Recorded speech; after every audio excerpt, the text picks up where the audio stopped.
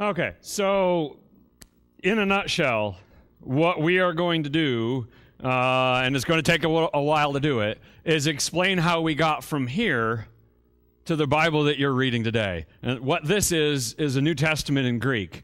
If I were to open it up and you were to look at it, it's all in Greek. This is the Greek New Testament. This is where the story starts. Not with this edition, of course, but with the New Testament in Greek, the Old Testament in Hebrew.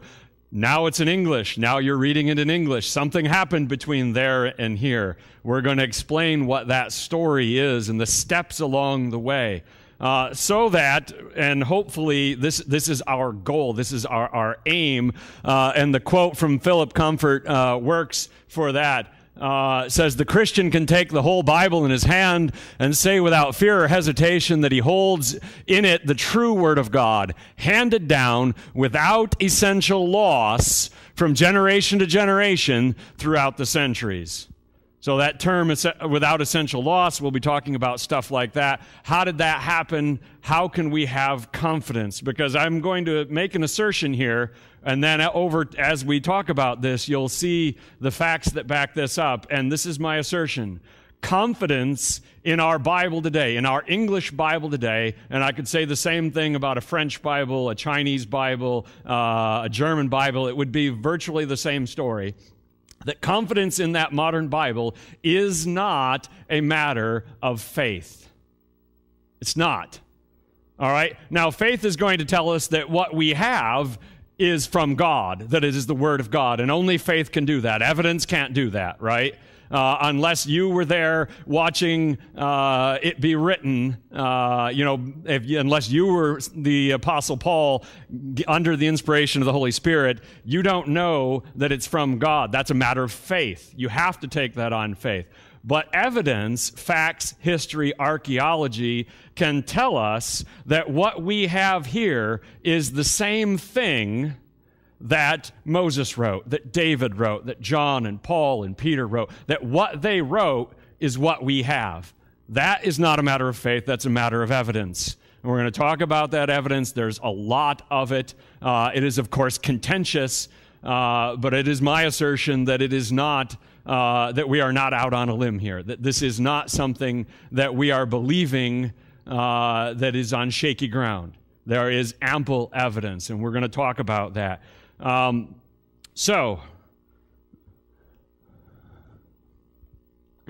we go. Autographs.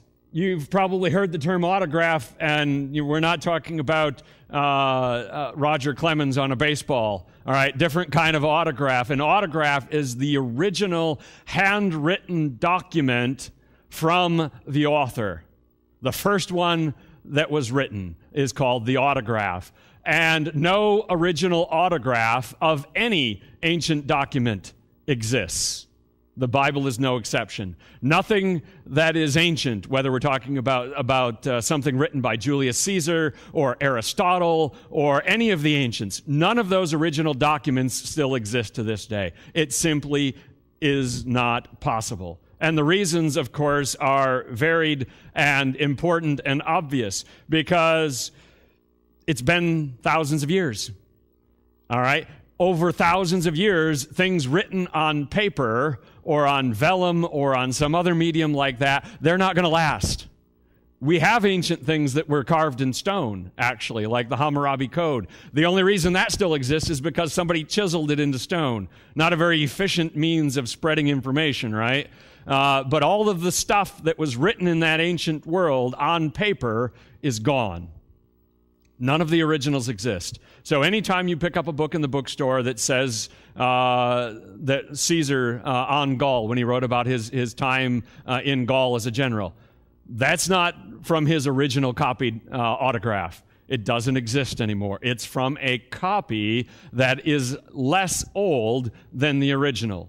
And that pattern holds true for any ancient document. The Bible is no exception. So in that, we are not surprised in the least that that is the case. Now, what we are going to do as I unfold this information and explain to you the evidence for the accuracy of the Bible, the irony is that there are two groups of people that would tell you that as a Christian, this is a dangerous thing for you to do, that you are better off not knowing about the evidence. Ignorance is bliss, they would say, in a sense. And those two groups don't agree on anything else that I can imagine. All right, let me tell you about one of the groups. One of those groups are the skeptics, the agnostics, the atheists, the critics, that are typified by two men that you may or may not have heard of. The first one we're going to talk about fairly often, and that would be Dr. Bart Ehrman.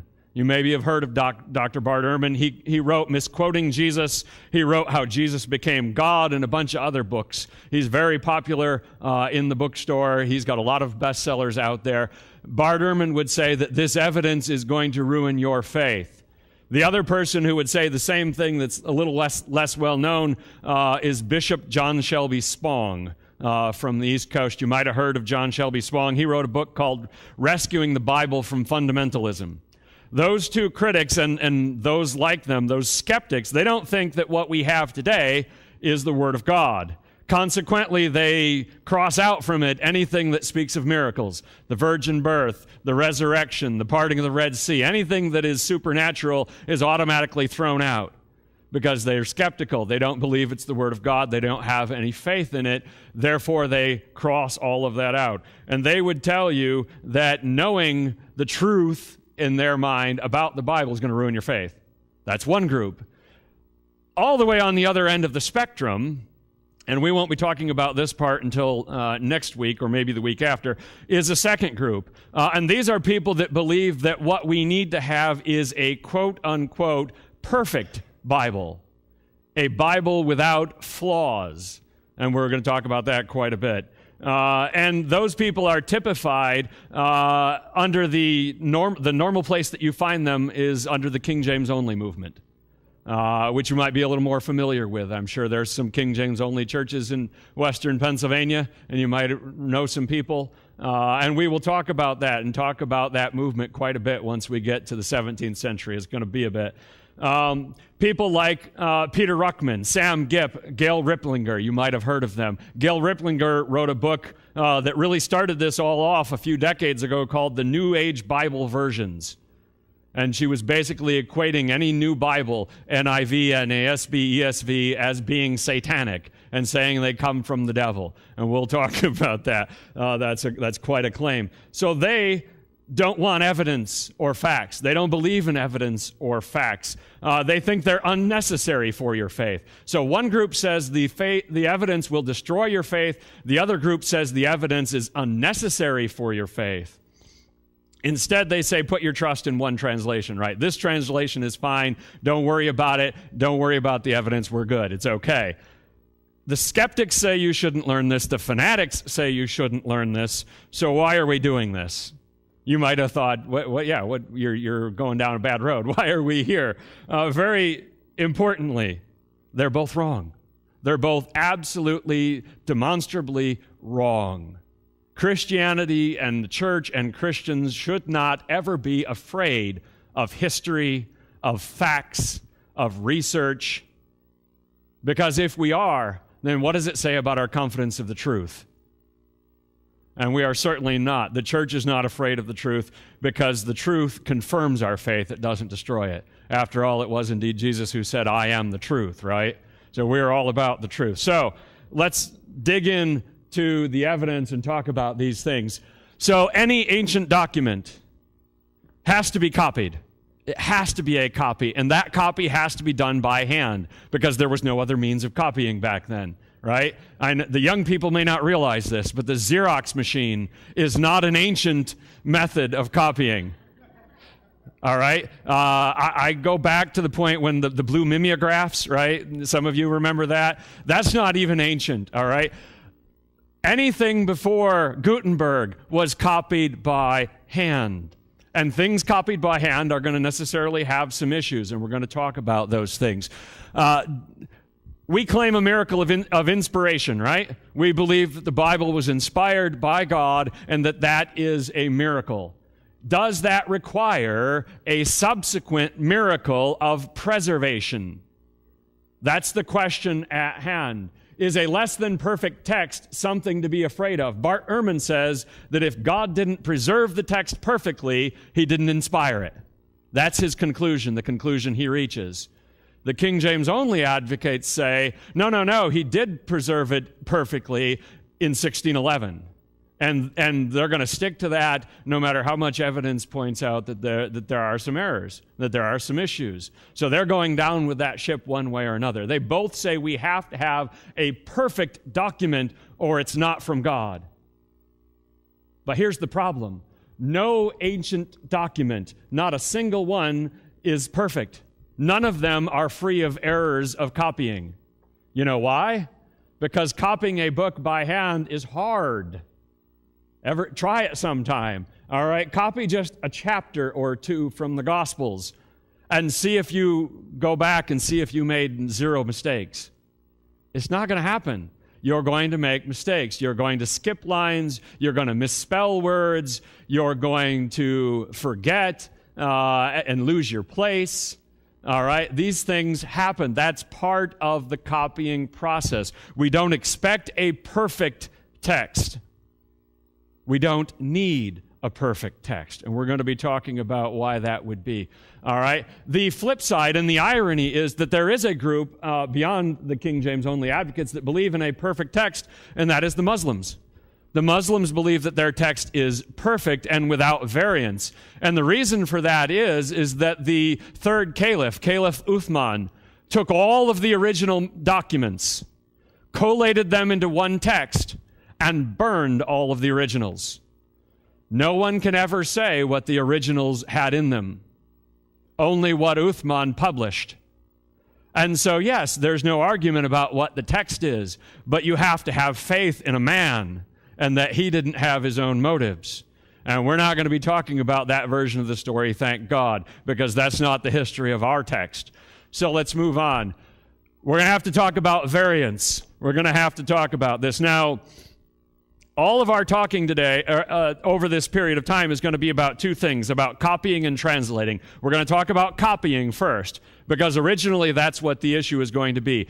From Hebrew to Hebrew, from Greek to Greek. We're going to be talking about copying. And when we talk about copying, there's going to be important questions. How old is the copy we're looking at? Where was it found? How accurate is our copy? And copying errors and copying mistakes affect the text that we have today. Two classic examples would be 1 John 5:7.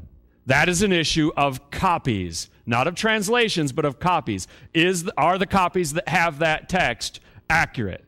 The other one would be the long ending of Mark, or the pericope adultery, when Jesus talks to the woman caught in adultery.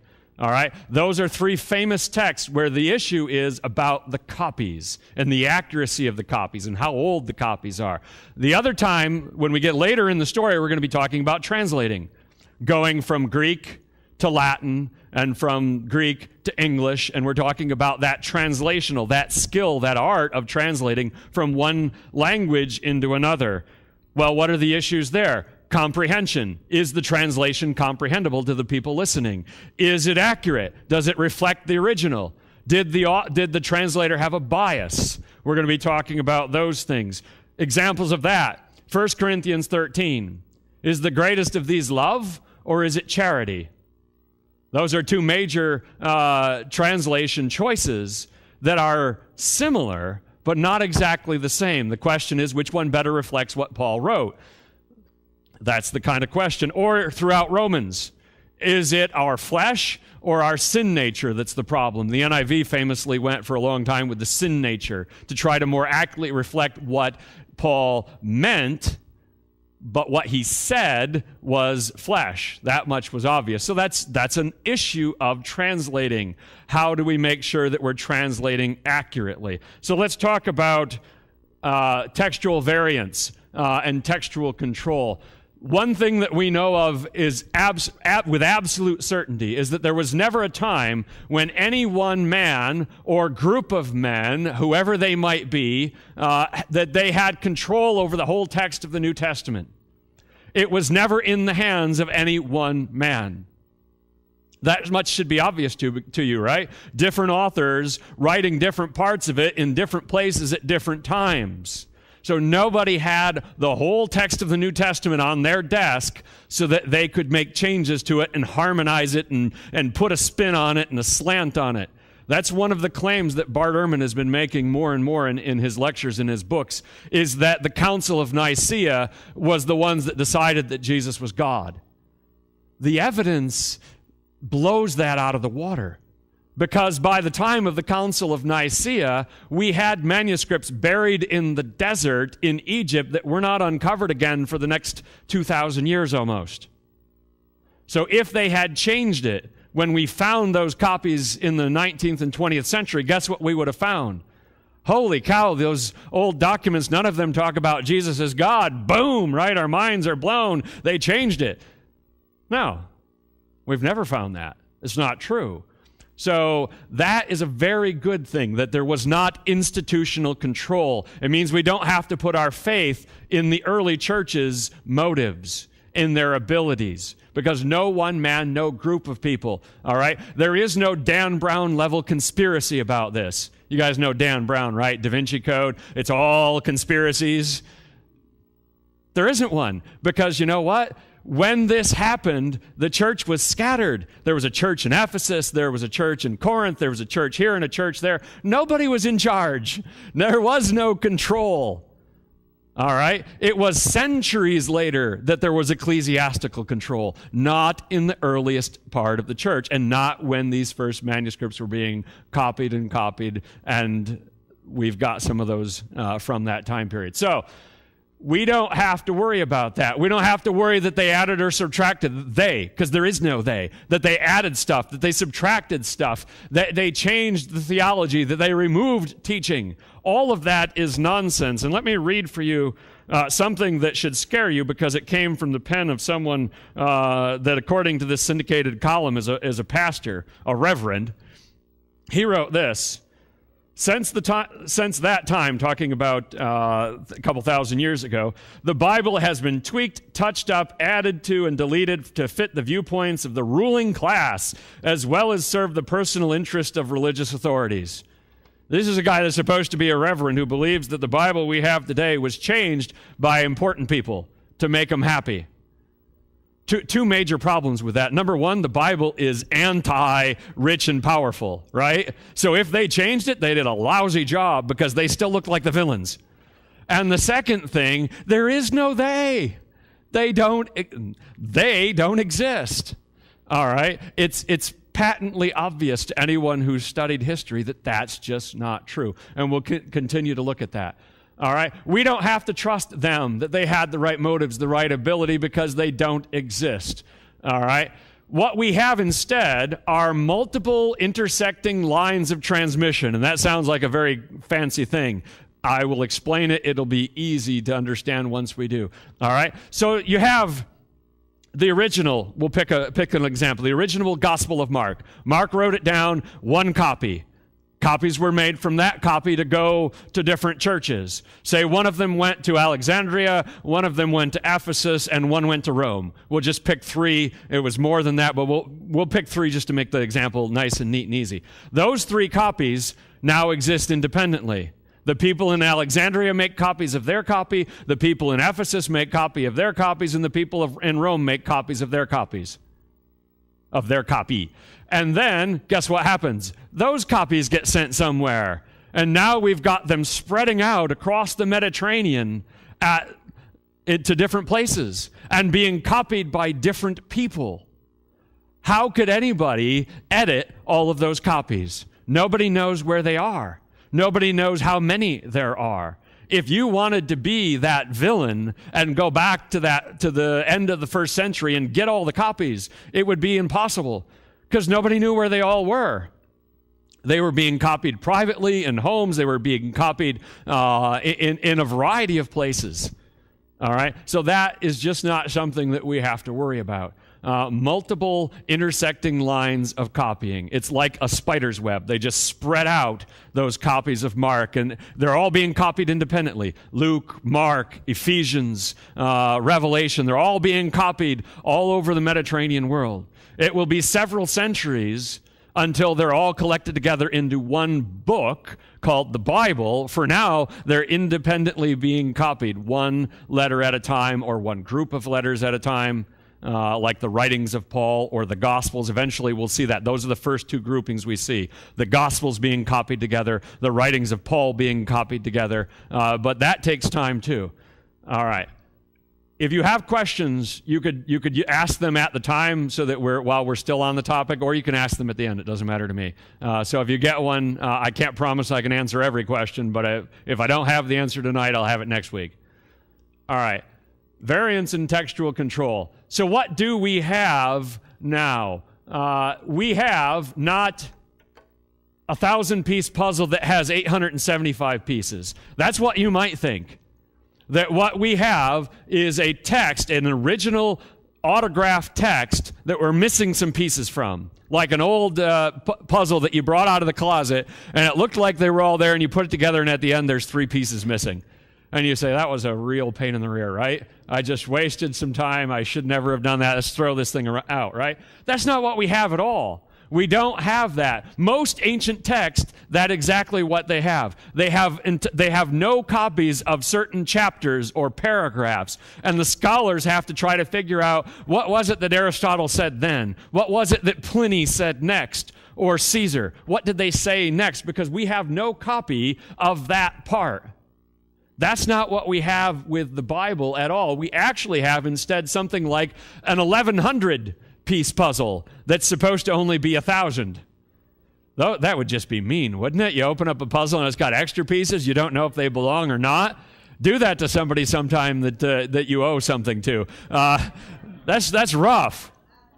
So what do we need to do? We need to weed out the extra. We need to find the parts that crept in over time through copying errors and additions that need to be pulled back.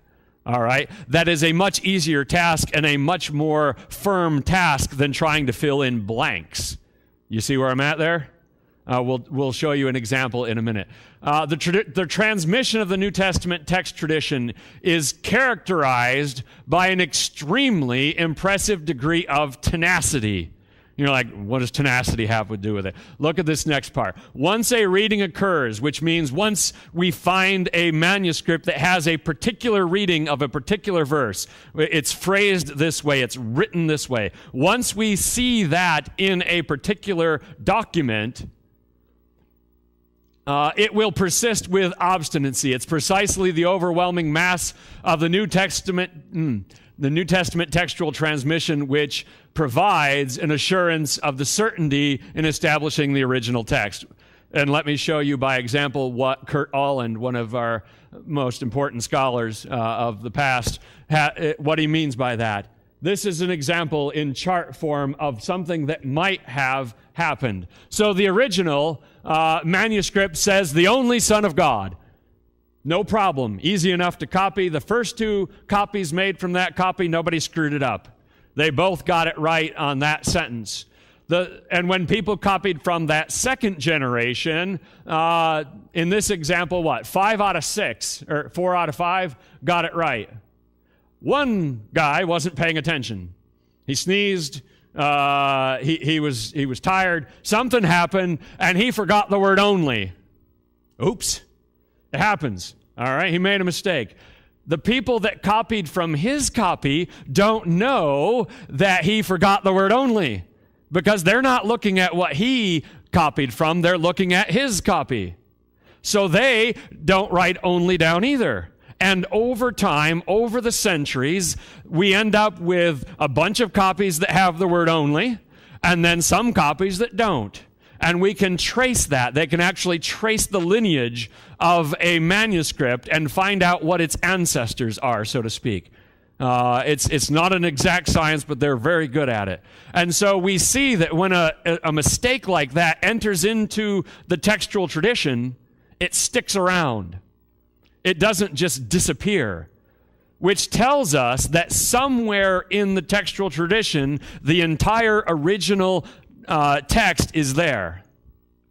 It doesn't disappear. The text doesn't disappear. It just morphs and changes over time with errors, with mistakes, and that sort of thing. Most of the errors are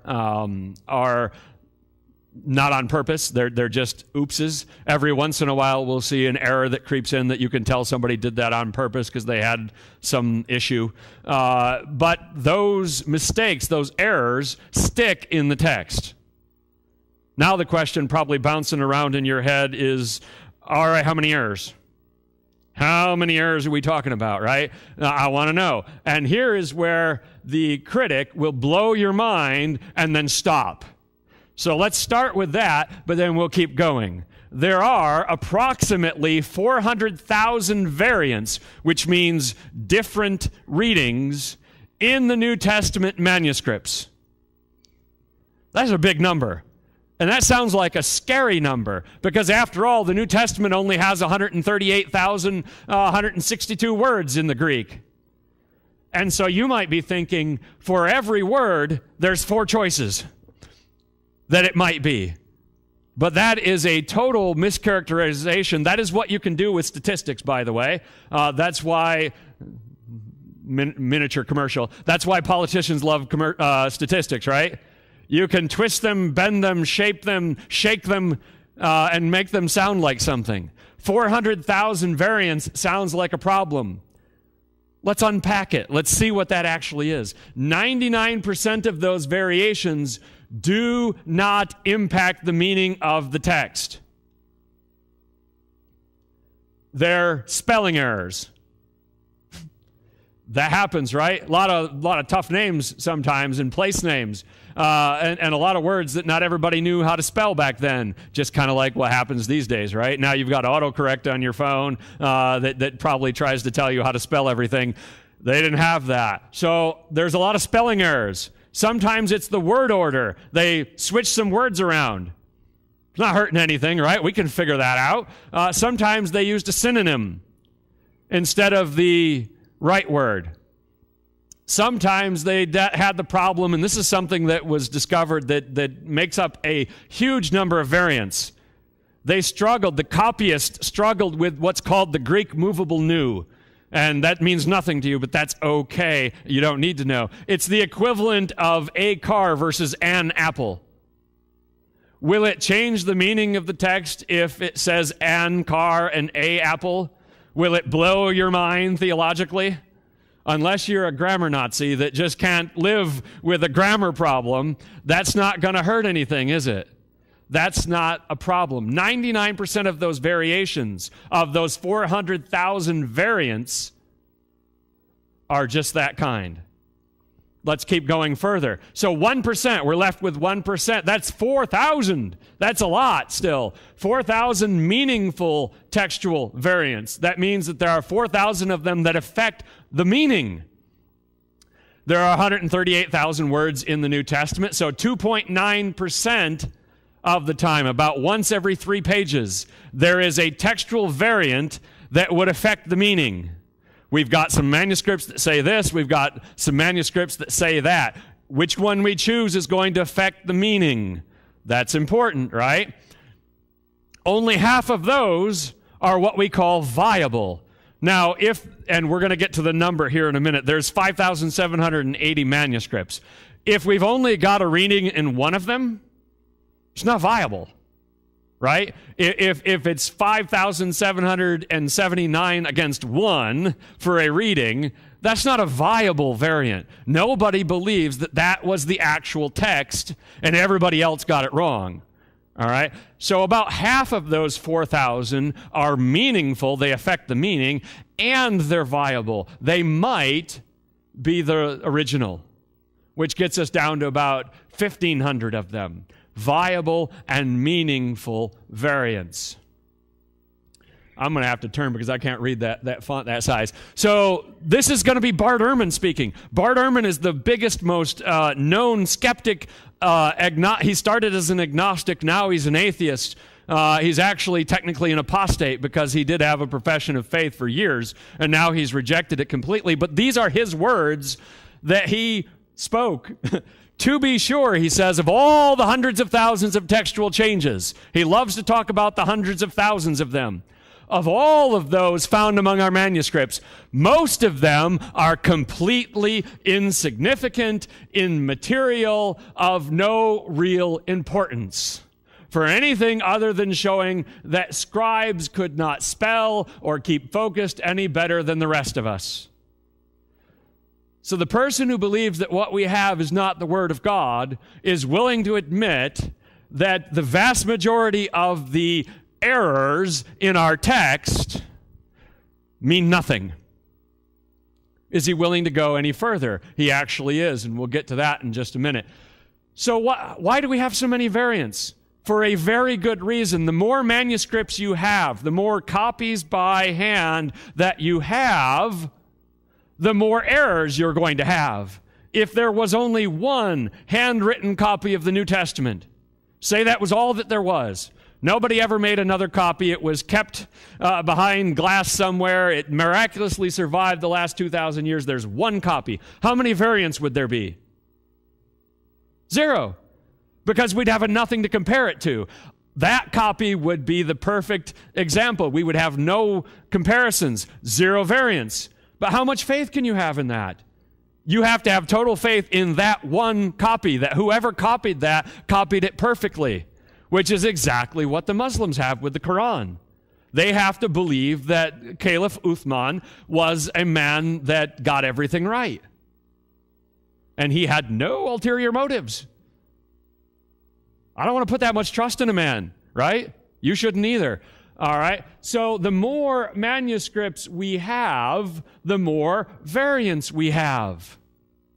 It's not a bad thing. It's a good thing. It's a sign of health, not of sickness. We have approximately 5,780 New Testament Greek manuscripts. And now you're probably thinking by now, why are we only talking about the Greek and the New Testament? There's a very good reason. When we talk about the Old Testament, you'll see all of the fighting, all of the arguing, all of the yelling is about the New Testament. Almost all of it, all right, about the text. So, and you'll see why in a bit. The average length of those is 200 pages. Some of them are just little bitty scraps of paper. That's all that have survived. Some of them are complete New Testaments.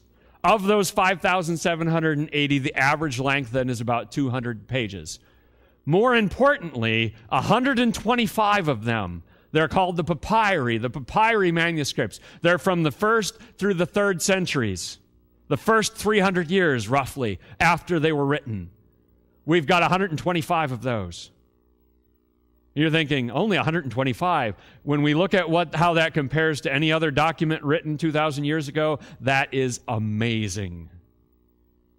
We have 500 of them before AD 900. So yes, more than 80% of them are from the last 1,000 years instead of the first 1,000 years. But it is an amazing archaeological amount of evidence that we have what we have. It far exceeds any other ancient document. I'll give you some examples of the comparisons in a minute. So that's what we have. And I say approximately 5,780 because that number goes up every year. New ones are being discovered, not being written, being cataloged and found every year. And I have that stat coming up. So what does that equal? What do we actually have? 1.3 million pages of hand-copied Greek text. That probably took a while. That's what survived. Imagine how many hand-copied pages actually were made. Because we know that the majority of them did not survive. Fire, flood, pillaging, just falling apart. If you've ever held 200-year-old paper in your hands, it gets brittle. And so we still have 1.3 million pages of text that span 1,500 years. Remember, after the invention of the printing press, the whole hand copying business, it stopped in a hurry because that was a lot less work. So over that 1,500-year span, we've got that many pages, and they're from all over Christendom, from North Africa, from the Middle East, from Greece, from Rome, from everywhere those copies come from. There are also, in addition, 10,000 Latin manuscripts. The church in the West switches to Latin after about 400 or 500 years. Everybody switches from Greek to Latin, and we've got 10,000 of those that we can check with. They're a translation, but they're still ancient. We have 5,000 in other languages, in Syriac and Coptic and other languages that were translated from the Greek in ancient times. And we have 1 million quotations of the New Testament by the early church fathers. Those would be the leaders of the church in the first few centuries. They quoted the New Testament about 1 million times in writings in their copies that have survived. We've got a lot of those too, which means that if we really needed to, nobody wants to do this because it would be hard, but if we really needed to, and nobody knew the text of the New Testament anymore because miraculously all those 5,700 manuscripts were destroyed and all of the Bibles that have ever been printed were somehow destroyed, and the only thing we had left were the New Testament church fathers, we could recreate the Bible from their quotes. They quoted the whole thing at some point, because they kept writing and writing and writing and quoting the Bible and quoting the Bible and quoting the Bible. There is a mountain of evidence about our text. Each book of the New Testament has its own history then. For example, the book of Revelation has the least number of manuscripts that have survived. And therefore, we've got some significant issues in parts of Revelation. Now, Revelation's going to be a hard one to copy and translate anyway, right? Because there's some weird stuff happening in there. But we don't have a lot of copies of Revelation that survived. They just didn't. And so the text of Revelation is going to be where a lot of arguments are going to happen about what the right text is supposed to be. But if you want to look at Hebrews, we've got a ton of copies of Hebrews, and they're very pure. In other words, there are not as many important variants. Therefore, we're not going to argue about the text of the book of Hebrews very often as compared to the book of Revelation. Each book has its own history because each of them was being copied separately all over the Christian world by all sorts of people for years after year after year after year. You with me so far? That's a lot of stuff, but I hope we're getting there. We got a little bit more to talk about these variants and these manuscripts before we roll with the actual story and we start looking at pictures and it gets a little more exciting. But this is the foundation that we've got to lay, unfortunately. So what's our conclusion? What's our manuscript evidence conclusion? And this one is, once again, Bart Ehrman, biggest skeptic of the Bible in America today, and this is what he wrote in Misquoting Jesus. He wrote a whole book about how Jesus was misquoted, but if you look closely at the book, you find this in there. Essential Christian beliefs are not affected by textual variants in the manuscript tradition of the New Testament. He concluded, this is the biggest skeptic of the Bible in America today, that the essentials that we believe, the virgin birth, the resurrection, all of the essential things, that none of them are affected in any way by the variants, by arguments over what the right text is. Not a single one of them. One of the great reasons for that is because no doctrine, no theology that we believe hinges on only one sentence, right? If we have a problem with, I'll just pick random numbers, with Romans 8:2 and the wording there, well, we could find what Paul said in Ephesians or in Colossians, and he said virtually the same thing, and we say, oh, see, even if we're not sure about Romans 8:2, I just randomly picked that verse, we've got it in 2 other places. But look, also, John said something about something similar, and Peter said something similar. None of our theology is built on one phrase, one sentence in the New Testament. It's scattered throughout it. We build upon the whole thing. But none of those doctrines, none of those essential doctrines are in any way affected by the variants. He wrote this in Misquoting Jesus. I've heard him more recently than when this book came out. He came out with another book that seems to say that he's changed his mind a little bit. And the odd thing is that his examples of the parts that would change everything, they're not much of much. One of his examples is a variant in Mark where Jesus may or may not have been angry And he says, oh, it changes everything if Mark says Jesus got angry. You want to know something? That's not the only place in Mark where Jesus got angry. So even if Mark didn't say Jesus was angry there, he said he was angry here, and he said more or less that he was upset there, we know Jesus got angry. You remember him flipping some tables, right? I mean, the guy got mad. That didn't change anything in my theology. It's ridiculous. The other one would be the woman caught in adultery. Oh, if this isn't a legitimate passage, it changes everything. Really? I mean, that passage preaches great, right? He who was without sin cast the first stone. You can sleepwalk your way through writing a sermon on that. It's easy. Is that the only place that we can find the notion about pride and self-righteousness and, something about not judging others lest ye be judged? I'm pretty sure that theme is everywhere. All right, so those are his examples in his later book of how the variants are a big deal.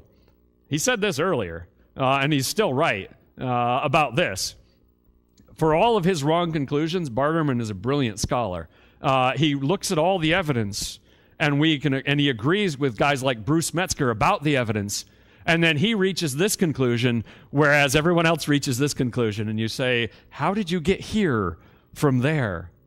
I don't get it. And I don't get it. I've listened to a lot of his videos. I don't get how he gets where he's going from the evidence that he's talking about. Because I say, yes, you're right. Yes, you're right. Your conclusion's wrong. And sometimes people just do that. So what another important thing, none of the papyri discoveries of the past 135 years, I've told you that we keep finding more. In the 19th and 20th centuries, they started finding them everywhere. All right, in old dusty libraries, in bazaars in Cairo, people would go there and buy an ancient manuscript, and it turned out to be part of the Bible. And they said, oh, look at this. All right, none of those that we found in the last 135 years has resulted in not a single new reading being added to the manuscript tradition. All of them were already somewhere. So in other words, you find that one in Cairo 60 years ago, and you blow it off, and you take it to a museum, and you photocopy it, and you figure out, okay, this is what it is. And you look, and you say, oh, we already had this. It's great that we got another copy of it, but we already had it. Not a single one of them has come up with something where we said, holy cow, we've never seen this before. Which tells you what? When a reading comes into the tradition, it doesn't disappear.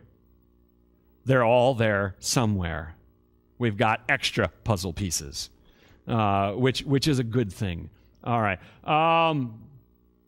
And what have we found in the last 10 years? Over the last 10 years, and this is a couple of years old, so it's 2 years ago, the last 10 years, we had 70 more manuscripts with 1,800 more pages of text. There's a project that Bruce Metzger is involved in and a bunch of other biblical scholars. They're going out there and they're taking pictures of these manuscripts so that they're all being cataloged digitally. They're trying to digitally catalog every single manuscript that exists. But we keep finding more in libraries in Budapest or who knows where that people didn't know they were there. You know, old books in Greek, not everybody knows what they are. And sometimes they're mislabeled. Sometimes people don't know what they are and what they've got. And so we get more and more and more evidence as the years come by. It's an amazing thing, and yet none of them point to anything brand new. They're all exciting, and scholars, ooh, we love that. That's awesome. This one's 4th century. It's great. But it's the same stuff we already got, which is pretty amazing. So here's our conclusion. The Bible has older copies. Much, much older copies. Far more reliable copies. They were copied more reliably, and many, many, many more copies than any other ancient text. Pick an ancient text by any author. The Bible's got more copies, more accurate copies, and older copies. Hands down, bar none, everything. It's absolutely true. So if you came here tonight thinking otherwise, hopefully that's been dispelled. Hopefully now you see what the truth is. And all of this stuff is verifiable. This is not stuff that only the evangelicals think that, right? Only the conservatives. This is basic archaeology 101 kind of stuff. There's nothing surprising in any of this. The skeptics will say the same thing because it's irrefutable. So let's look at this second chart. The only thing that's not in my PowerPoint, it's also on my blog if you wanted to look at it later, come on mouse, is this chart right here. And then I'm going to zoom in on it so that you can see it, so we can see what the comparison is. What about other ancient documents? I told you we had better copies. Here's the evidence. All right, this is just a chart somebody made, but you could look all this stuff up independently. Someone you probably heard of. Anybody heard of Plato? Anybody read Plato's Republic in high school because you had to? All right. That was written about 400 years before the birth of Christ. You know how old our oldest copy of that is? 900 AD. 1,300 years after the fact. How accurate is our text of Plato's Republic? Not so good. We've got about 7 copies that are that old. 5,780 copies. 7. Have you ever read Plato's Republic and wondered, I wonder if this is what he actually wrote? You didn't, did you? You just read it and said, oh my gosh, this is horrible. I don't want to read this. I minored in philosophy, so I like the stuff. But most people, they read that because they had to. But nobody read it thinking, I wonder if this is what he really wrote. Herodotus, the historian, 1,300 years. Thucydides, 1,300 years. Euripides, 1,300 years. That's how long the gap is between when they wrote and our oldest copy. More than 1,000 years for many of these. Caesar, it's 1,000 years. There's only 10 copies. Tacitus, it's 1,000 years. Aristotle, it's 1,400 years. The only one that has any candle to the Bible is Homer's Iliad. The reason for that being it was the most popular fiction in all of the ancient world. The Greeks loved Homer. They were super in love with Homer. The Odyssey and the Iliad, they loved that stuff. We've got about 650 copies of that from 500 years after. In the ancient world, that's a gold standard. The Bible has copies that are less than 100 years after the fact. And we've got, he wrote 5,600, but this chart's old. We've got like 5,800 of them.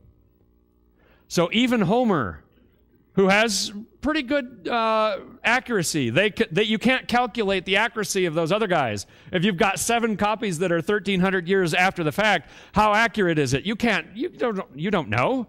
We've got what we've got, and that's what we go with. But you don't see people wringing their hands and saying, this isn't what Caesar really wrote. But why? Because what Caesar wrote doesn't impact your life. Caesar isn't asking you to change your life and do stuff, right? So people aren't going to get all that upset about it. And Homer, English people with a doctorate in English that wrote their dissertation on Homer's Iliad, they might argue about the text, but they're the only ones. Everyone else reads it and says, is there a movie? Right? Can we watch the movie? Save a little time here. But the Bible's accuracy, and that's going to be another one of our conclusions, is about 99% plus. Because of how many copies we have, how widely dispersed they are in geography and in time, and we can collate them, we can compare them. It's a lot of work, but it's certainly doable, and it's been done. Let me get rid of this chart and get us back to PowerPoint. All right. So let's move on. Any questions about that? When we compare the copies from all of those eras, we're looking at 98, 99, depending on how the math nerds put it together, kind of accuracy. It's huge. Now the question is, how do we get from there to here, right? We're talking about ancient manuscripts in Greek. We've not gotten much closer to where we are today. But that was our foundation. That's what we're building on. And it is the largest, most well-built, most ample foundation of any ancient document that anybody has anywhere.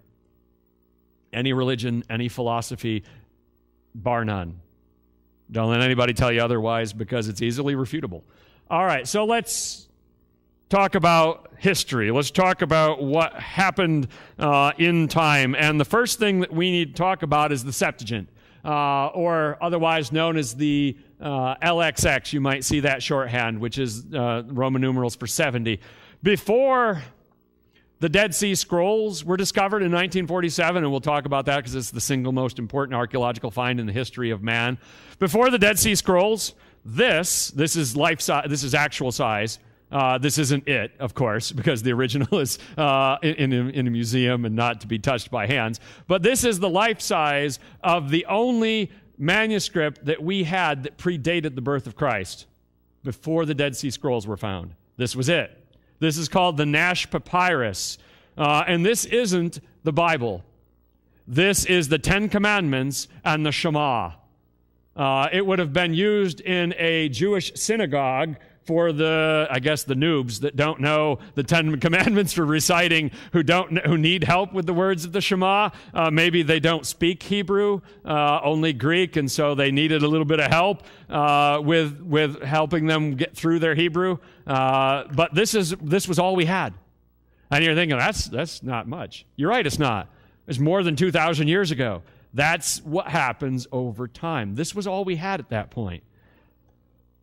The Septuagint. The Septuagint is a huge part of the story because that's going to impact things. It was made in the 2nd century BC. It's a translation of the Hebrew of the Old Testament into what we call Koine Greek. Koine Greek is the average, everyday, man-on-the-street Greek of the time of Christ. It's not the scholarly Greek. It's not the Greek of Plato and Aristotle. That's an earlier era. It's kind of like how English has changed over time. This is that era of Greek. This is the Greek that everybody spoke. They translated the Old Testament into the language of the people. That's going to be a theme because we're going to talk about that a bunch of different times. The Jewish people felt that was necessary. Help the people out, put it in a language that more people understand. We don't have to leave it in Hebrew. It's a big step. It was done in Alexandria, in the Alexandrian community. Ptolemy II, the ruler of Egypt, had a large population of Jews living in his city. And he said they got some weird stuff they believe, and they got some text, some sacred scripture that they think all that stuff comes from, but ain't nobody know how to read it. So could you guys put it in Greek so that, the rest of us can read it? And that's basically what he asked him to do, and that's what they did. The reason it's called the 70 is because legend has it that there were 70 translators. And the 70 translators each made their own translation, and when they came together, their translations were exactly the same. It's not true. Didn't happen. But it's a great story. And that's where that name LXX comes from, and because Septuagint is a bit of a mouthful, sometimes people just refer to it as the 70. It is older than any of the surviving Hebrew manuscripts. So we've got old copies of the Septuagint, of that Greek translation of the Old Testament. We're talking about the Old Testament here. It was utilized by the New Testament authors. That's a big statement. Guys like Matthew, Mark, Luke, and John, when they quote the Old Testament, roughly half of the time, a New Testament author is quoting it from the Septuagint. And you say, how do we know that? Well, because you can tell the subtle differences between them translating it directly from the Hebrew or them taking it just from the Septuagint. People that are super big experts in both Hebrew and Greek can figure that stuff out. It's quite clear in some cases that they used the Septuagint, which means what? The New Testament authors considered it to be the Word of God. Wasn't in the original Hebrew. It was a translation. They had no problem with it. They quoted it. If they didn't believe it was the Word of God, why would they quote it and use it in their writings? They wouldn't. They would have done all of their quotations from the Hebrew, but they didn't. Many of those quotations in the New Testament come out of the Greek translation of the Old Testament, not directly out of the Hebrew. All right? It was used extensively by the church fathers, those early church fathers. You know why? Because most of them were not that good in Hebrew. because they weren't Jewish. They spoke Greek. They wrote Greek. They knew Greek. And so they said, yeah, let's use the Septuagint. And they quoted that time and time again. Why weren't they quoting the New Testament? Because it wasn't written yet, parts of it, right? That first generation, the parts of the Bible were still being written. They didn't necessarily have copies. Say you're a end of the first century, start of the second century. You're an elder in the church of Ephesus. Maybe you've got Mark. Maybe you've got a couple of Paul's letters. But that's all you got. Because some of it is still being written. Some of it hasn't been copied sufficiently for those copies to get to you yet. And so the main thing you're going to be quoting is the Old Testament. They quoted the Old Testament all the time, and almost always from the Septuagint, the early church fathers. They had absolutely no problem with it. So much so that the Jewish community eventually says, we don't like it anymore. We used to like it, but now those Christians are using it so much, we're going to go back to the Hebrew, which is an irony. So they kind of abandoned the Septuagint and said, don't need it. We'll go back to the Hebrew. Because the Christians were using it, and they didn't like that. Leave our toy alone, We want to play with it. So that's a picture on the screen there of what one example of the Septuagint looks like. It's in Greek. If you know any Greek, you might recognize some letters up there. Some of those letters look like our letters, which is why Greek is easier to learn than Hebrew. A few of them do. Not that many, but some of them do. All right, so the next most important thing that we need to talk about is the Dead Sea Scrolls. And I told you that the Dead Sea Scrolls are the single most important archaeological find in history. Unless Indiana really found the Ark of the Covenant and the government's hiding it, I don't think that happened. But unless that happens, this is the most important thing they've ever found. All right, the Dead Sea Scrolls. This is an example. This is a life-size example. This isn't the whole thing, but this is how big it was, of what's known as the Great Isaiah Scroll. There were a ton of scrolls in that cave that they found. Many of them were scripture. Some of them were other stuff. All right, but one of the things they found was a almost exactly complete copy of Isaiah. All right, it was, let's see, where's my dimensions? I don't have them memorized. 24 feet long, 11 inches high. It's a scroll. You unroll it, it's 24 feet long. All right, that's a hefty scroll. Isaiah, very good. Now, why is this important? This was written before the time of Christ. It was in that cave all those years, so it survived. They were actually in clay jars in a cave, in a desert. That's why it survived. No moisture, nobody messing with it, nobody handling it. Even so, they were very brittle. All right? They needed to be handled with care. But we've got that entire scroll of Isaiah, and you know what? The text that we had before this, the oldest Hebrew text of the Old Testament, was from about 900 AD. That's not very good.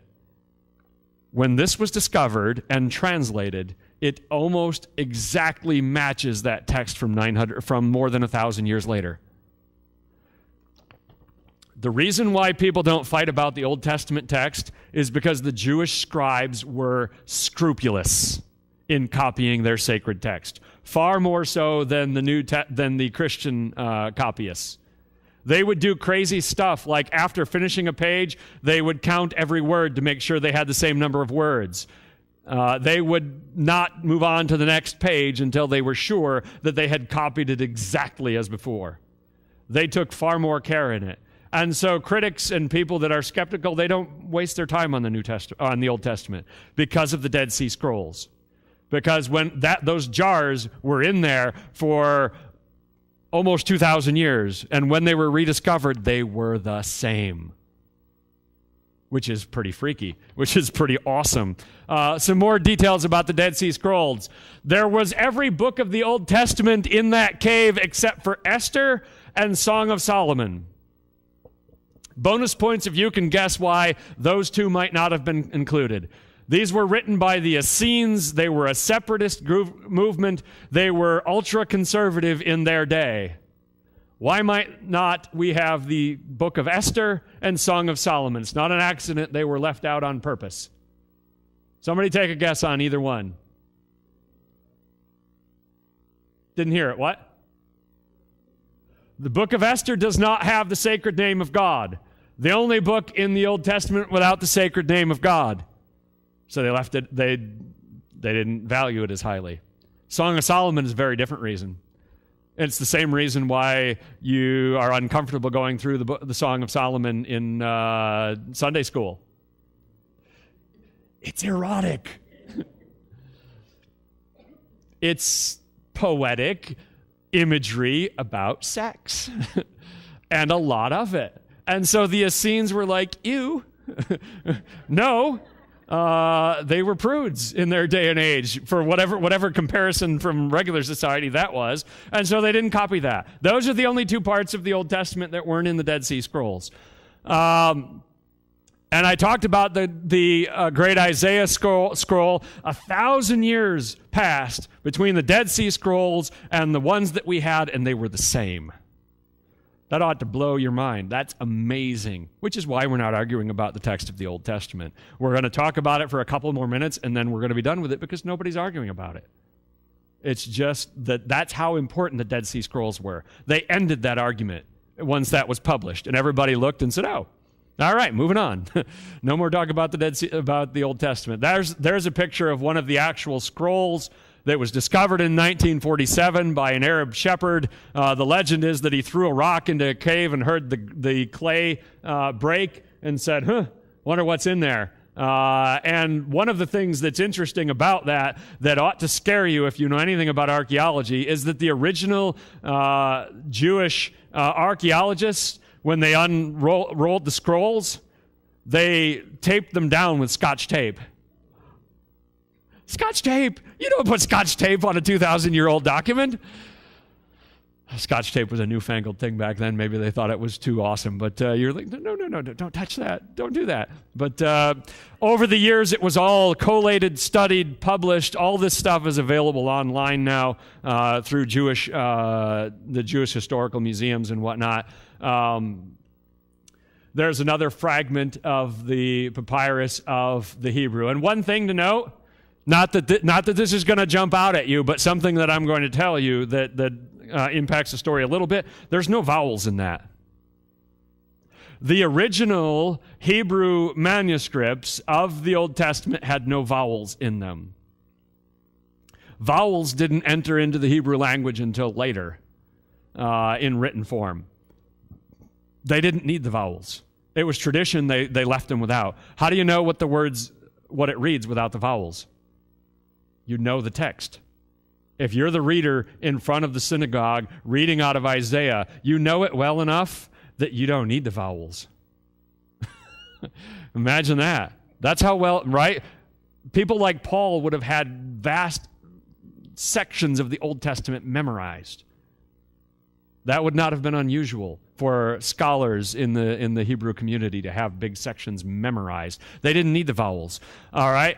The vowels were not put in until the Masoretes in the 10th century. They were living in Europe in the diaspora, and their people were not nearly as familiar with Hebrew as people that grew up where that was their only language. And so they said, we got to put the vowels in. And so they went back and they put the vowels in. Are they right in every case? Are there some spots where you think, just to give the equivalent, you said it was an A, but it could also be an E, and that would be a different word, and that would also make sense. Yeah, there are a couple of spots like that, but they're not that big a deal. And the vowels, part of the problem is the vowels in Hebrew all look about alike. There's like one dot and then two dots and a dot with a comma. They look like punctuation marks in English. They're very hard. I didn't like dealing with the vowels in Hebrew. The consonant part, you learn the consonants, and you're like, this ain't so bad. I can do this. And then they say, here are the vowels, and you go, oh no. So they're better off without them. What happened in history that impacts this? This is an important point in history, 70 AD. If you don't know about this already, this is a big moment. In 70 AD, the Roman army destroyed, basically, Jerusalem. This is when they famously destroyed the temple, Herod's temple, and they took every stone that was on that Temple Mount and threw it off. They literally took every stone down. Why? Because they were mad. because the Jewish people had rebelled again, and the Romans said, all right, time for a lesson. They destroyed the temple, and with it, many, many, many Hebrew manuscripts, which is why the Dead Sea Scrolls were already buried in the desert at this point in time, which is why we didn't have any manuscripts until 900 AD, because most of those ancient manuscripts were destroyed by the Roman army when they burned the whole thing down and then knocked it all down, which is why that Temple Mount to this day has nothing Jewish on it. You guys know that the Muslim Dome of the Rock was built on there above, on the same spot that the Jewish temple used to be, and there is no temple there to this day. The Romans destroyed it, and it was never rebuilt. That's when we have what's known as the diaspora, the Jewish people going out everywhere into the rest of Europe and Africa and Asia, and really not looking back for the next 2,000 years. It's going to make a big difference in the Old Testament textual tradition. The Council of Jamnia, in AD 100, the Jewish Council of Jamnia, this is not a Christian council, it's a Jewish council. They did a couple of important things. They confirmed the Old Testament canon, the canon that we have today, the ones that are in your Bible of the Old Testament. They said, yes, all of these books are in. And at that point, they said, not the Apocrypha. The Apocrypha are the books that were written between Malachi and the New Testament, things like 1st and 2nd Maccabees, written by Jewish people during that time period, used and appreciated by historians, but the Jews themselves did not consider it to be Holy Scripture because the prophets went silent after Malachi, right? So they didn't include it. We've been arguing about, as the Christians, about what to do with those books ever since. But that council said, no, they're not for us. They also said something that historians don't like. They said, when we wear out a scroll, we're going to either bury it or burn it, because we're going to make a new one from that old one, and then we're going to get rid of the old one. Kind of like with a flag, right? You have the Boy Scouts or someone in a ceremony burn the old flag when it's in tatters. That's what they did with the old manuscripts, which is another reason why we don't have any Old Testament manuscripts older than 900 AD, except the Dead Sea Scrolls. They burned them. And you're going, don't do that. I'll hold them for you. Don't ruin the manuscripts. We want those. We're historians. They weren't thinking like that back then. And so that's what happened with that until the discovery of the Dead Sea Scrolls. Nothing older than 850 or 900 AD. So that's more or less the story of the Old Testament in Hebrew. We'll talk about the translation issues when we finally talk about putting this into English. We're a long way from getting the book into English, aren't we? We're like in the 1st century. There is no English. Am I blowing anybody's mind? English did not exist in the 1st century AD. English as English didn't exist until after the Norman invasion in 1066, and then not for a while after that. So, I'm sorry, Paul did not write the letter to the Romans in English. He didn't. There was no English for him to write it into. It would not have happened. The people living in England at that time were not speaking English. They weren't either. All right. So let's talk about, one more. I got one more slide about the Old Testament. This is the Aleppo Codex. It's a complete Hebrew Old Testament from the 10th century. Until the Dead Sea Scrolls, this was our best evidence of the Old Testament in Hebrew, from Hebrew sources, not the Greek Septuagint, which is a translation, but in the original Hebrew. This was our best one. And this one has the vowels. You see, I'll point them out to you with this. That's a vowel. That dash and those 2 dots, it looks like Morse code. There's a vowel, there's a vowel, there's a vowel. They go underneath the consonants like that. And that's why it was easy to put them in later, even in ancient texts. You could just put them in. And that's what the Masoretes, a group of Jewish scholars in the 10th century, that's what they did. And you can look at that online. All of these links are in the PowerPoint. If you want to look at this stuff online, I double-checked that all of these links are still current. All right, we got to talk about the New Testament, and we got to talk about the Bible in Greek. New Testament, it's all in Greek.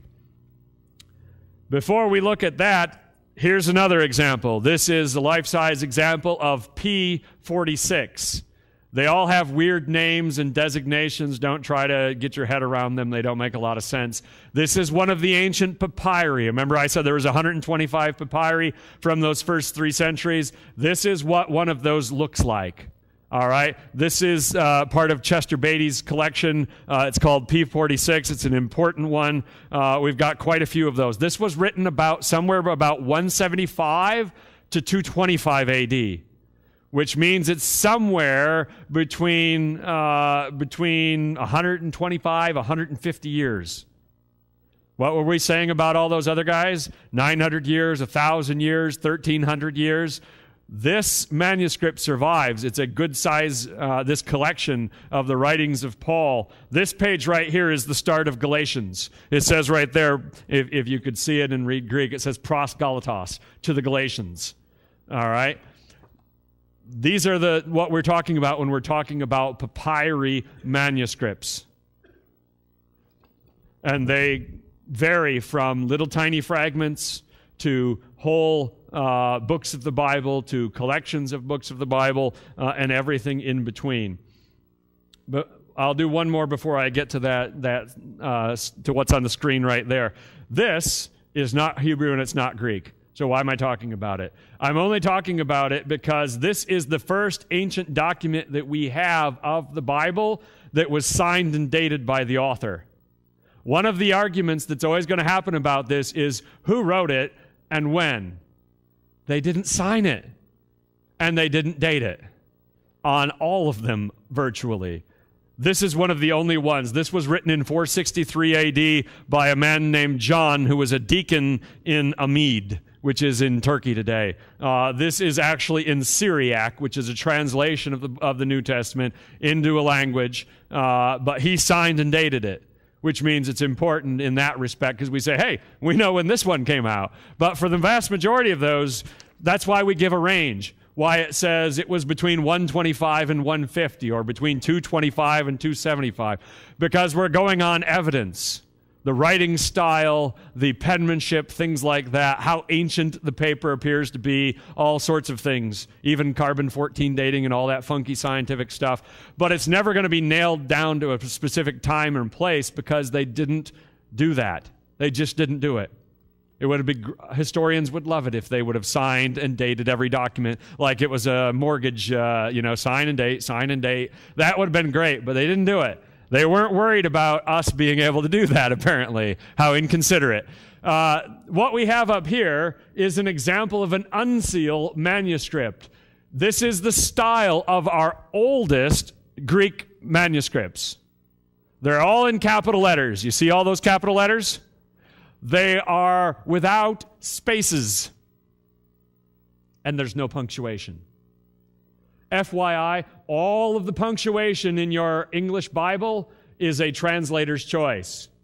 Quotation marks, exclamation points, commas, periods, they're all a translator's choice because the original authors didn't bother with them.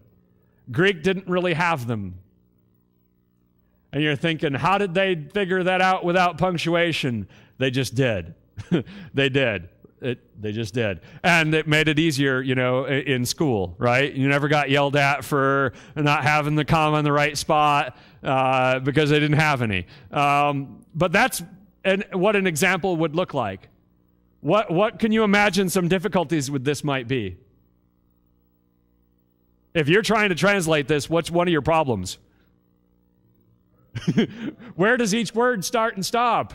Every once in a while, a collection of 7 letters could be one word or 2 words. These letters could go with the word after. These letters could go with the word before. It's not easy, all right? It's an extra added layer. Now, of course, it's easier now because we know what the text is supposed to read. And so if what's there is what we expect it to be, it's not a problem.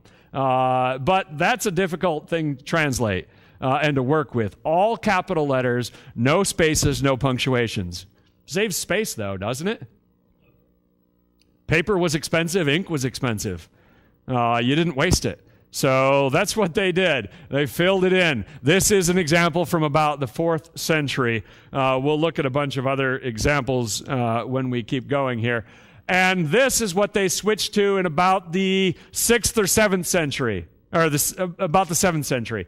It's called minuscule, and it looks like cursive. Basically, it's the Greek version of cursive. Anybody else hate cursive? I can't write a lick in cursive anymore. I learned it as a child, but I can't even read my block print, so let alone, I don't even want to know what my cursive looks like anymore. They switched to this.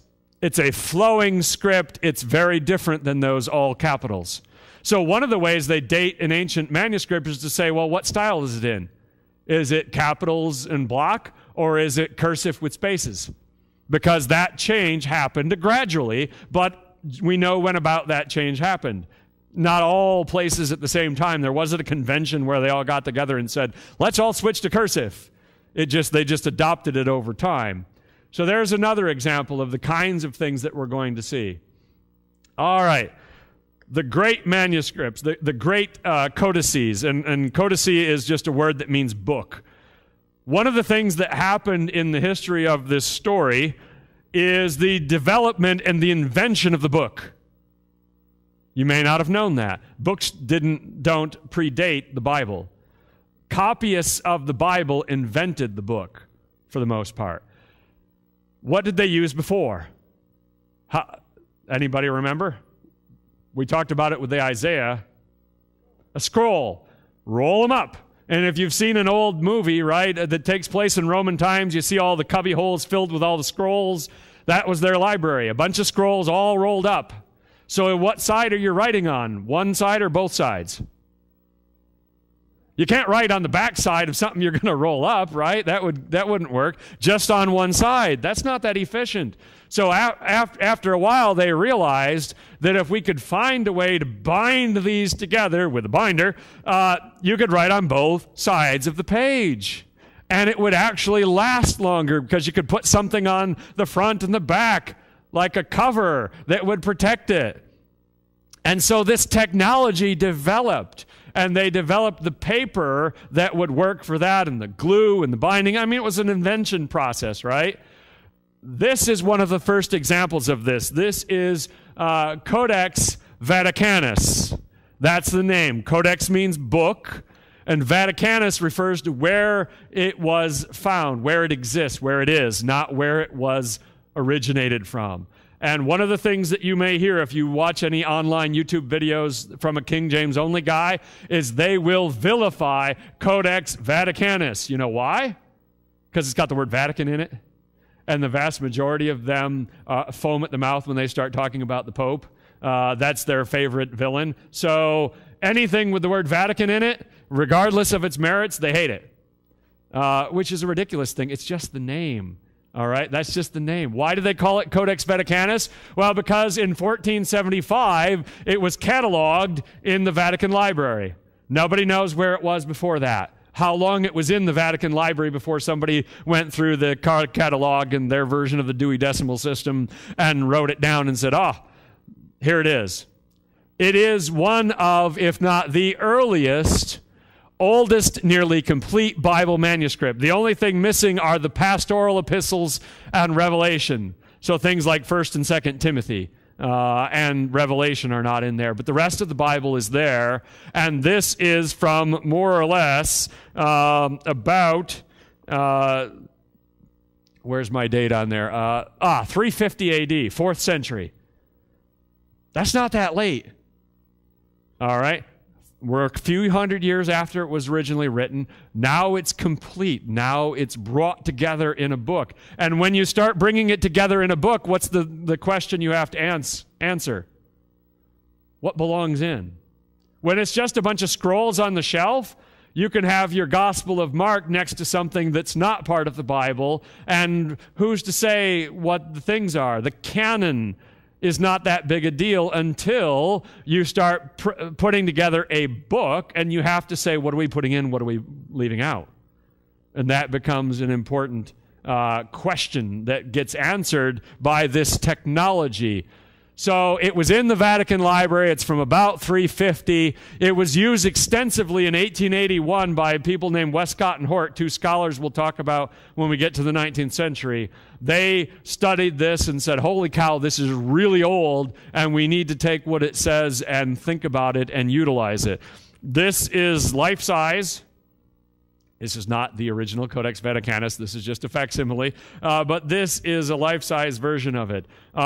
Constantine. You've heard of Constantine the Great, right? He told Eusebius, make 50 copies of the Bible for me. This might be one of those 50. We're not sure, but this is from that time period. And you're thinking, 50? Dude, you're an emperor. Come on, spend. That was a huge expense. 50 complete copies. He was not kidding around when he asked for that. That was a major undertaking that would have cost a lot of money. This is actually the same page that I have up there. That's just a weird coincidence. And you see right here in the margin, somebody wrote something in the margin. What did you write in the margin? Ooh, we want to know what they wrote in the margin. It's awesome what they wrote in the margin. All right, what was written in the margin was written in the 13th century. So a scribe that was looking at this, which is obviously a very old, by then it's 1,000 years old, he is looking at it, and he notices that a later scribe had changed the reading to what he believed the correct reading was. He wrote over the top of it, or in the side wrote a correction. This guy wrote in the margin when he saw that correction. This is the translation, and it's an old-timey translation, but that sounds like it fits. He wrote, fool and knave, can't you leave the old reading alone and not alter it? He was not a fan of the correction made by his earlier counterpart and let them know it. That the old reading is what it's supposed to be here, don't you dare change it. So those arguments go back a long time. All right, in the 13th, 14th century, they were arguing about such things. Codex Vaticanus is very important then. It's old, it's nearly complete, and those are good things. All right, and so this will become an important part of our story later on. We're introducing it now because we're at that point in history, but it will become important when we talk about modern translations after the King James Bible. The next one is Codex Sinaiticus. And you recognize that word, right? Sinai, Sinaiticus. This is from about 8350. It's probably a little bit newer than Vaticanus. Vaticanus is probably the oldest. Sinaiticus, maybe a little bit later. It was unknown in the West until 1844. Nobody knew it existed. When a man named Constantine von Tischendorf, and that sounds like a cool guy. Constantine von Tischendorf was a German. And in Germany in the 19th century, scholars were saying that we don't have old, reliable copies of the Bible. I can't trust the text. And so what did Constantine von Tischendorf What did he do? He got on a boat, went to the Middle East, and looked for copies himself. He Indiana Jones'd it. He went to the bazaars. He went here, there, and everywhere, and he found a remarkable old number of copies of old manuscripts to take back with him to say, see, here they were. We just needed to go find them. One of the places that he went was the Sinai, to the St. Catherine's Monastery, a Greek Orthodox monastery that had been there since about the 5th century or the 4th century. So it's very, very old. It was there at Mount Sinai. And they had not been harassed by the Muslims, who, of course, overtook that area, and it was part of their empire for 1,000 years. They had an understanding. They left them alone. They were just monks living at the mountain, right? They didn't really bother anybody. And so they were there doing what monks do over all these years. Constantine von Tischendorf went there and found this manuscript. And he said, man, this one's really old.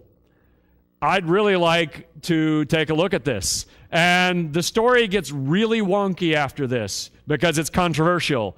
Constantine von Tischendorf said, this is what happened. The monks say, no, that's what happened. And one of two things happened.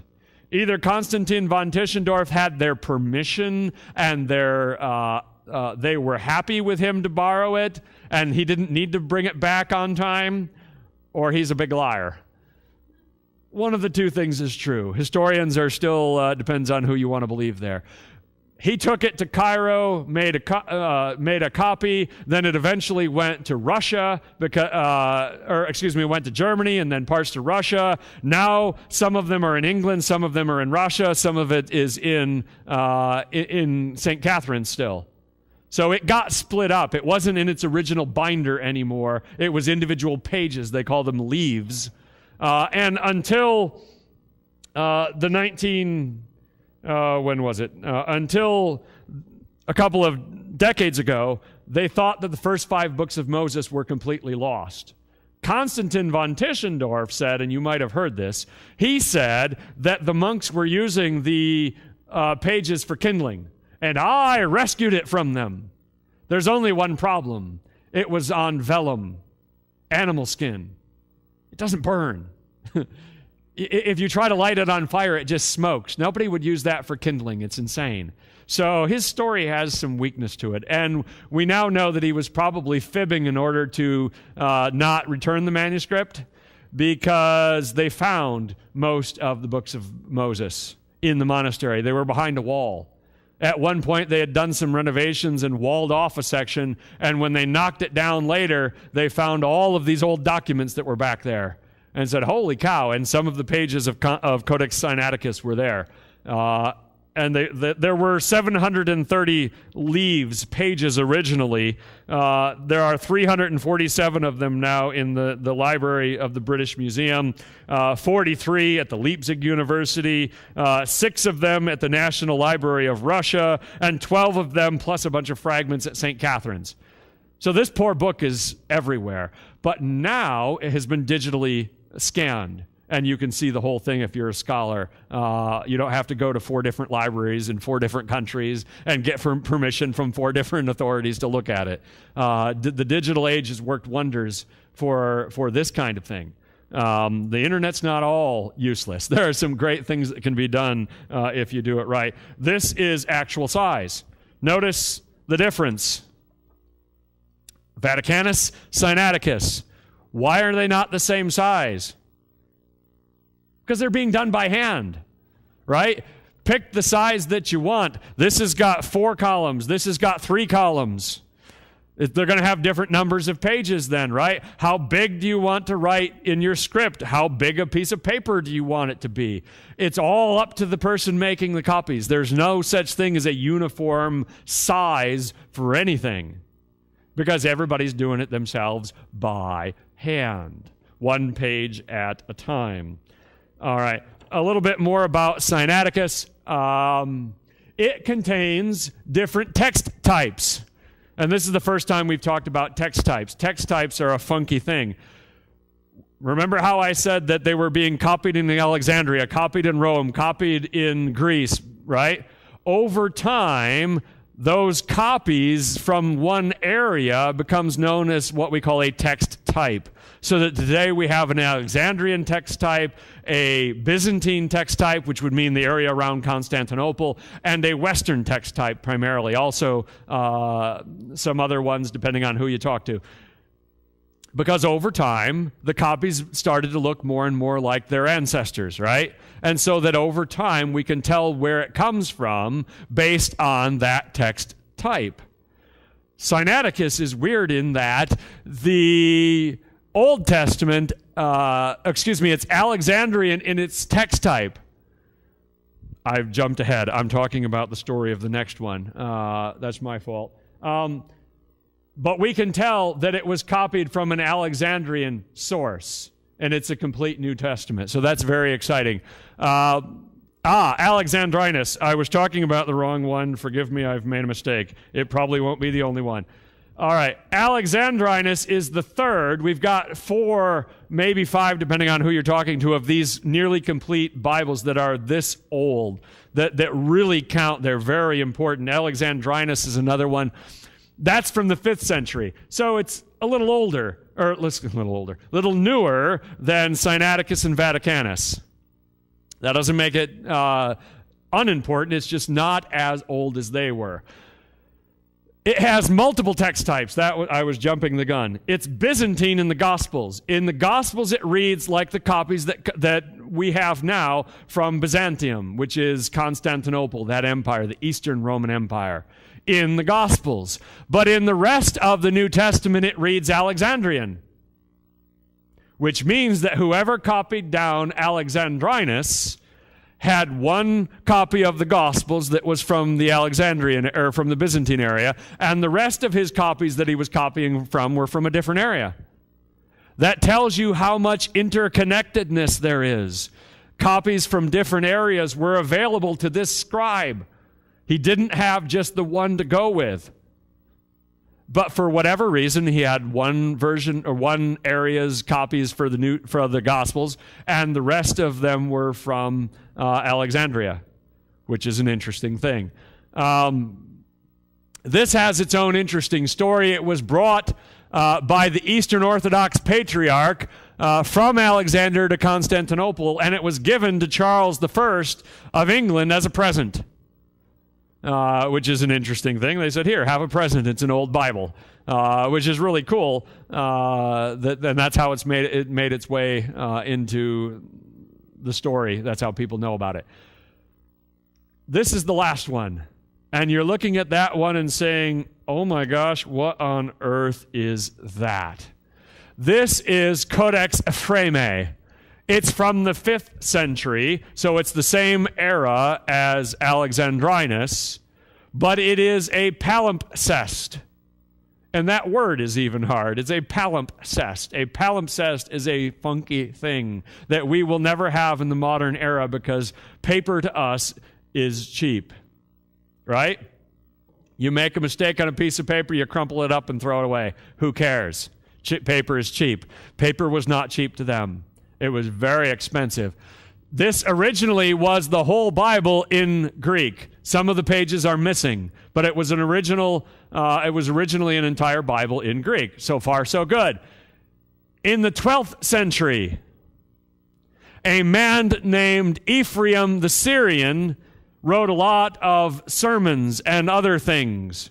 And whoever owned this codex said, you know what? I really love what Ephraim the Syrian has to say. And I apparently already have a copy of the Bible, but I don't have what Ephraim the Syrian wrote. So what they did was they scraped off the text off the paper. Scrape, scrape, scrape, scrape, and they wrote on top. But because it was already 7 centuries old, that ink doesn't scrape completely off. It's still visible. And that's what you see today. You've got 5th century Greek Bible with 12th century Greek writings of a man named Ephraim the Syrian. And we're probably thinking, who cares about Ephraim the Syrian, right? What'd you do that for? He had a reason, and he did it. And you're probably thinking, well, it's ruined now, right? What could we possibly do with it? It's one text on top of another. How could anybody translate it? Guess who did? It says there. Don't look there. Konstantin von Tischendorf, the man of the hour. He translated this with the naked eye. I'm getting a headache just looking at that. He's trying to figure out the text underneath. Fun, right? Fun. Spend a few months doing that and see what it does to your brain. This one's important in that we can, and nowadays, of course, you can use a computer, right, and really double-check what von Tischendorf did and have a lot of help there. 2 important things about this copy. John 7:53 to 8:11 was not in it. The woman caught in adultery wasn't in there. Interesting. When we talk about that in 2 weeks, remember that this is one of those ancient copies it wasn't in. However, Mark 6:9 to 20 was. The ending of Mark, the long ending of Mark as we call it, that was in there.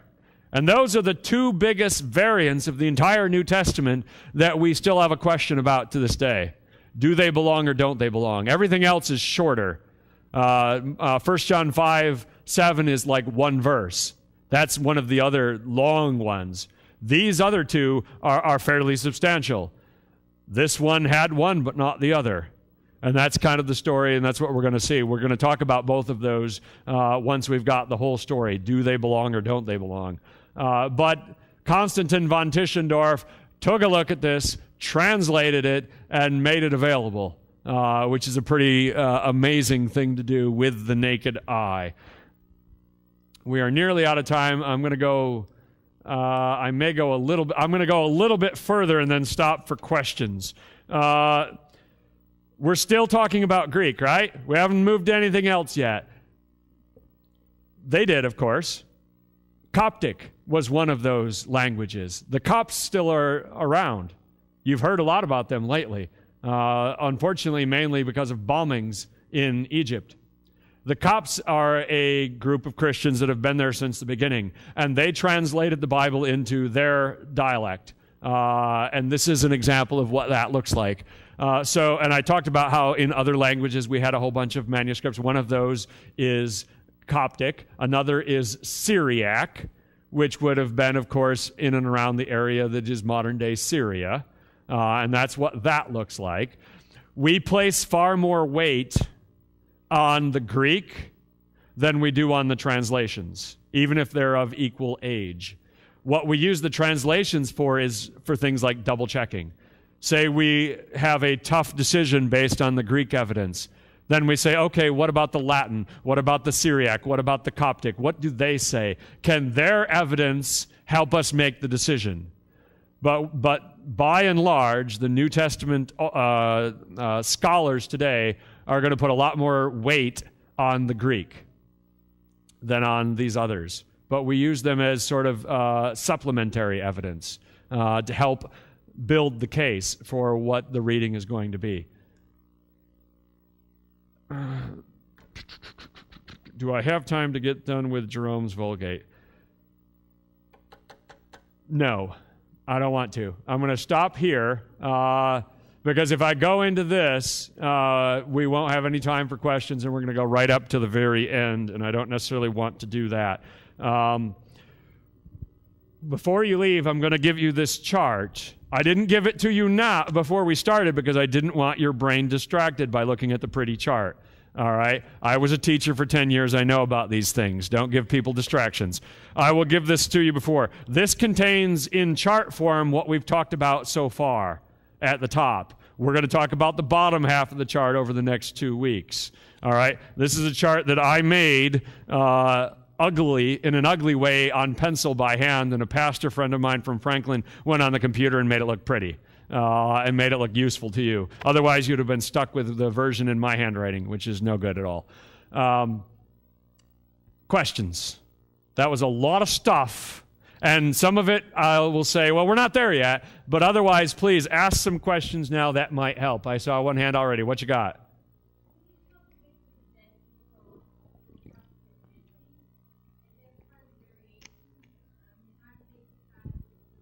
No. A part that is missing is not going to be a variant. A variant is going to be something that we actually have. All right? You can't have a variant when you got a hole. And that's fairly typical, that around the edges, parts get, broken off, get lost, get wrecked.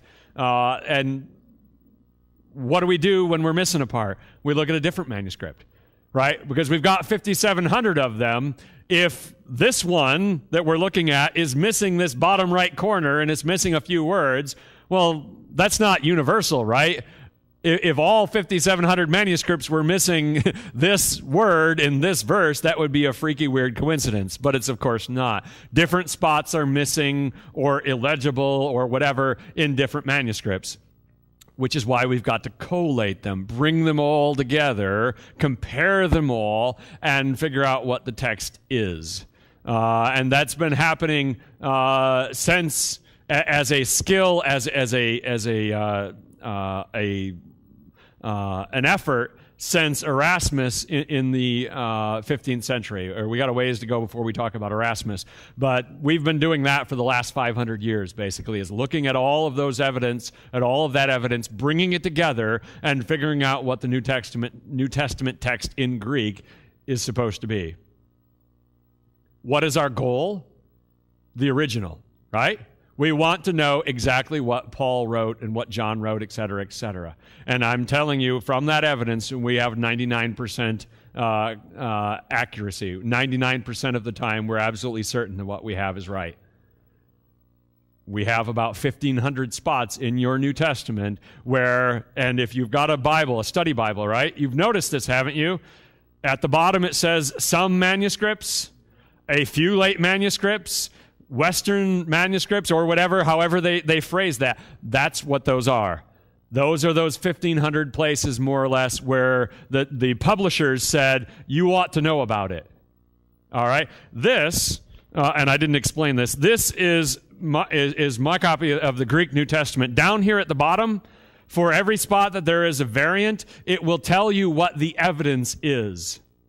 All right? The accepted reading will be in the text, and the variant will be down here. It will tell you that the variant is in Sinaiticus, and in this, and in this, and in this. Or it will tell you that the variant is in Alexandrinus, and in this, and in this. It will let you know how weighty the evidence is, so that if you are a New Testament scholar, you can look that up. And you don't have to even be a New Testament scholar. You can find this online. If you come across one of those variants, right, you look at the bottom of your Bible and it says some manuscripts say this, you can put that into Google, that reference, and you will find a variety of scholarly papers that have been written, because that's the kind of thing a guy's going to write a dissertation on, perhaps, and you will find plenty of evidence that say, this is what we believe the reading is, this is the argument for the contrary reading, and then you can weigh it. That's why they put that at the bottom, because they trust you as a Christian to be able to think about that. When those were first put into the text, those variant readings, there were people that flipped out and said, if you put variants in there, people will know that there are variants. And then they will lose their faith and they will all come crashing down. Overly melodramatic. No. All right? They're being honest with us and telling us the truth and not treating us like children. And that's a good thing for our faith, right? To think and to understand and to reason, especially since we are, for the most part, Protestants. And therefore, we believe, as if most of the people in the room are Baptists too, we believe in what's called the priesthood of all believers, right? Which means that every man, woman, and child that is born again has the Holy Spirit and therefore has the ability to read the Bible and understand it for themselves. That you don't need someone to tell you necessarily what's what. You can figure it out. Which includes, you can figure this part of the story out too. All you need to do is learn about it. Other questions? What else you got? Yes?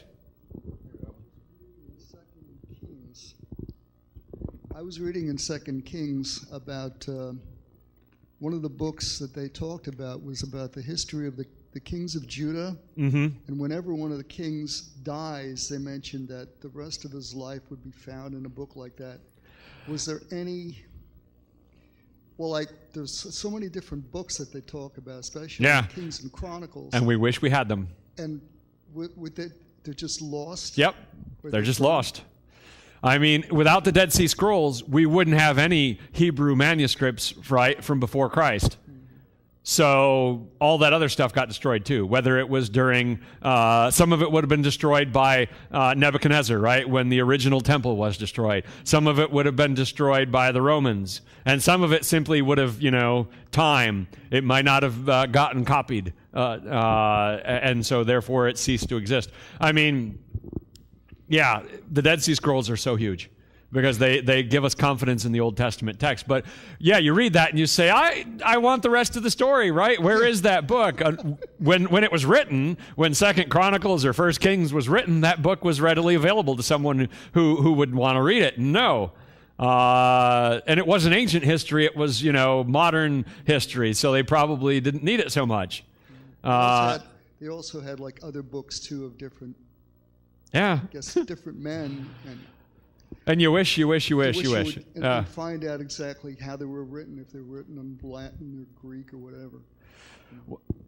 Well, all of the stuff they would have been talking about in First Kings or whatever would have been written in Hebrew originally. We don't have that translation into Greek until the 2nd century BC. And the reason for that is very simple, of course, Alexander the Great, right? Because Alexander the Great's empire spread the Greek culture and the Greek language all over the world there. And so many more people were reading Greek that it just became a natural thing to start translating stuff into Greek.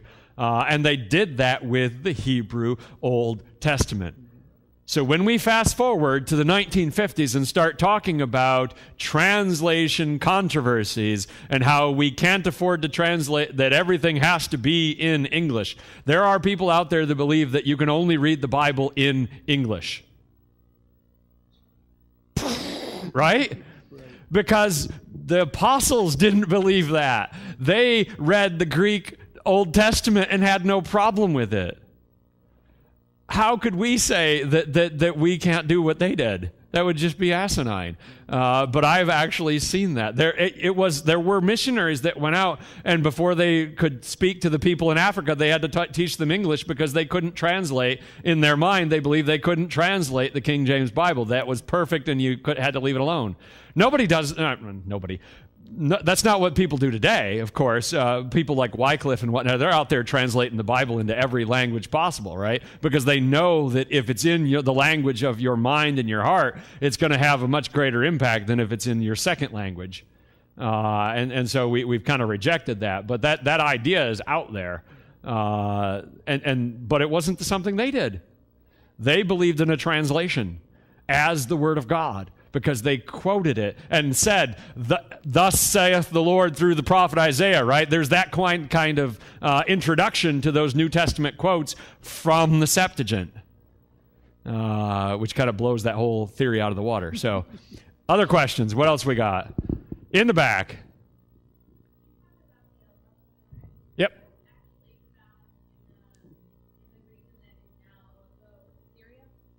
I don't know the exact provenance of the Aleppo Codex, whether or not that has to do with the name or not. I'd have to look that one up. But the reason I use it as an example is because it's one of the oldest Hebrew manuscripts that we have that isn't the Dead Sea Scrolls. And as I said, that's an important point to remember.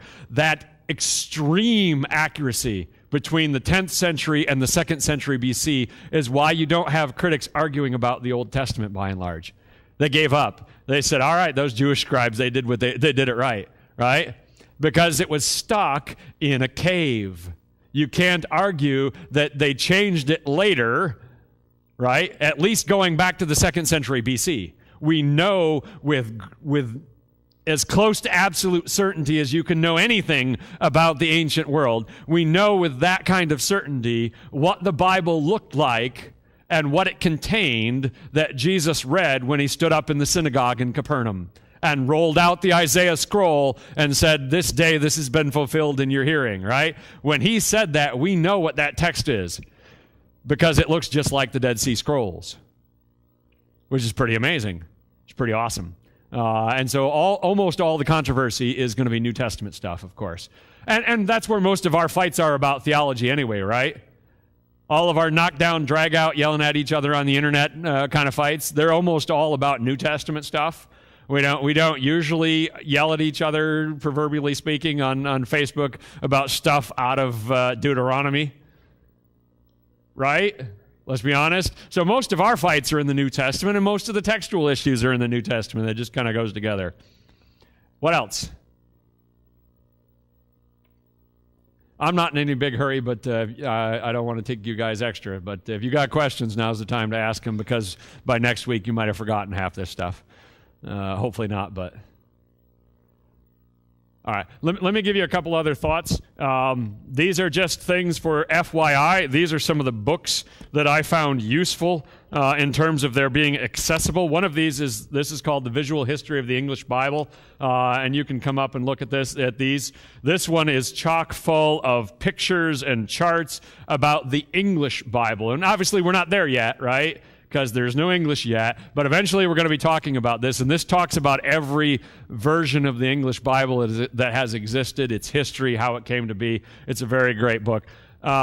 This one It is not like a super scholarly book, but it's got all of these visuals that I was holding up. It's called The Story of the Bible. I got it at Ollie's on the super discount thing for like $3 or whatever. But it's got all of those life-size ones, and I've only showed you a few of them so far, which is a super helpful thing, right? To be able to see what they actually looked like with your own eyes. And later on, we're going to be talking about this topic, the King James only controversy. All right, this is a book that I required reading for me in college. It's by James White. It goes into the details, all of the controversial texts between the King James and the modern translations, all the ones that people argue about. He talks about the evidence for them in here, and we will talk about some of the most important ones, but if you're really into that topic, this is a must-read book because it definitely is enlightening and very well researched. Anything else? Works for me, huh? All right. Next week, or between now and next week, if you think of a question, write it down and ask it before we start. And we'll start with that.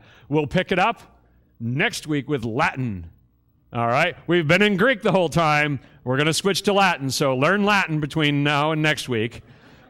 That won't be necessary. But we'll be talking about the translation, the first major translation for the church's history, anyway, of the Bible, and that will be into Latin in the West. So I'll give you the charts on the way out, and you can take a look at those.